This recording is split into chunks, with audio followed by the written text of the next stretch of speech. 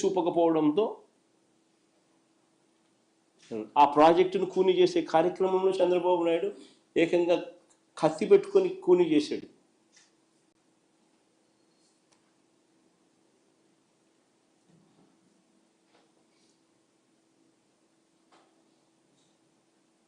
చంద్రబాబు నాయుడు గారు అసలు ఈ ప్రాజెక్టే వేస్ట్ అన్నట్టుగా తాను మాట్లాడతాడు, తన మనుషుల చేత మాట్లాడిస్తాడు. ఆశ్చర్యకరమైన మాటలు మాట్లాడతారు వీళ్ళు. అయ్యా చంద్రబాబు, నేను అడుగుతా ఉన్నా, ఆయన అంటాడు, ఆయన మంత్రి అంటాడు, శ్రీశైలం డెడ్ స్టోరేజ్లో ఉండేది 34 టీఎంసీలే, అందులో ఏపీ వాటా 22 టీఎంసీలే, దీనికోసం లిఫ్ట్ ఎందుకని చంద్రబాబు అంటాడు. అయ్యా చంద్రబాబు, నీవు అసలు మనిషివేనాయా? నీకు అసలు బుద్ధి జ్ఞానం ఉందా అని అడుగుతా ఉన్నా. డెడ్ స్టోరేజ్ సంగతి దేవుడు ఎరుగు. అటువైపున 777 అడుగుల నుంచి 825 అడుగులకే రోజుకి 8 టీఎంసీలు శ్రీశైలం నుంచి ఖాళీ అవుతా ఉన్నాయి.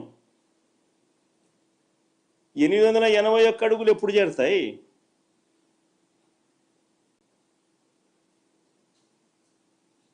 ఆ తర్వాత పోతిరెడ్డిపాడు నుంచి నీళ్ళు ఎప్పుడు కిందికి వస్తాయి?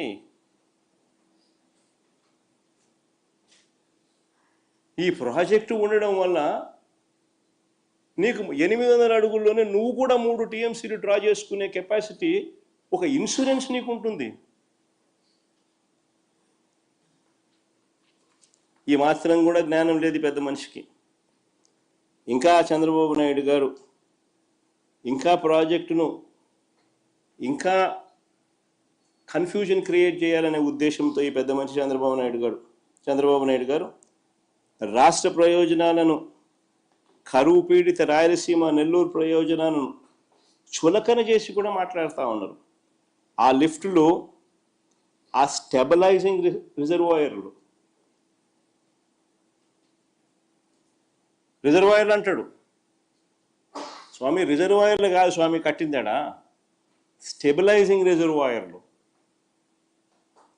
అవి కట్టకపోతే కుప్పంకు, చిత్తూరు జిల్లాకు తాగునీళ్ళు కూడా పోవు.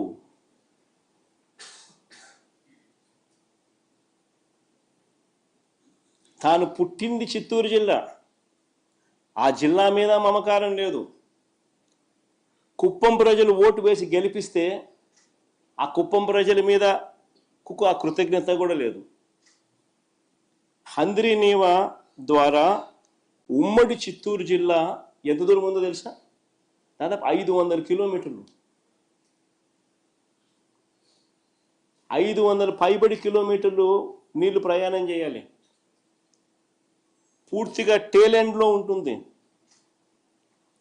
దీన్ని అధిగమించడం కోసం అని చెప్పి, ఆ చిత్తూరు జిల్లాకు నీళ్ళు ఇవ్వాలని, ఆ కుప్పంకు నీళ్ళు ఇవ్వాలని, దీన్ని అధిగమించడం కోసం అని చెప్పి జిఎన్ఎస్ఎస్ ద్వారా గండికోటకు నీళ్లు వస్తే అక్కడ లిఫ్టులు పెట్టి హెచ్ఎన్ఎస్ఎస్లోకి మరిన్ని నీళ్లు పంపి, తద్వారా చిత్తూరు జిల్లాలోని తంబల్లపల్లె, మదనపల్లె, పీలేరు, పుంగనూరు, కుప్పము, చిత్తూరులకే కాకుండా రాయచోటికి నీళ్లు ఇవ్వడానికి ఈ పనులు చేశాం. దాంట్లో భాగంగానే ఈ స్టెబిలైజేషన్ రిజర్వాయర్లు. అసలు వీటి కెపాసిటీ ఎంతో తెలుసా? కాలేటి వాగు కెపాసిటీ కేవలం 1.2 టీఎంసీ. 1.2 టీఎంసీ. ముదివేడి కెపాసిటీ ఎంతో తెలుసా? కేవలం 2 టీఎంసీలు. నేటిగుంటిపల్లి కెపాసిటీ ఎంతో తెలుసా? కేవలం 1 టీఎంసీ. ఆవులపల్లి కెపాసిటీ ఎంత తెలుసా? కేవలం 3 టీఎంసీలు. మా హయాంలో ఈ ప్రాజెక్టులు కట్టాం. ఈ స్టోరేజ్ కెపాసిటీ కానీ లేకపోతే నీళ్ళు ఎలా ప్రవహిస్తాయి? 500 కిలోమీటర్లు దాటి టేలెండ్లో ఉన్న ప్రాంతానికి నీళ్లు పోవాలనంటే ఈ స్టెబిలైజింగ్ రిజర్వాయర్లు కానీ లేకపోతే నీళ్ళు ఎట్లా ప్రయాణం చేస్తాయి? ప్రజల గొంతు ఎలా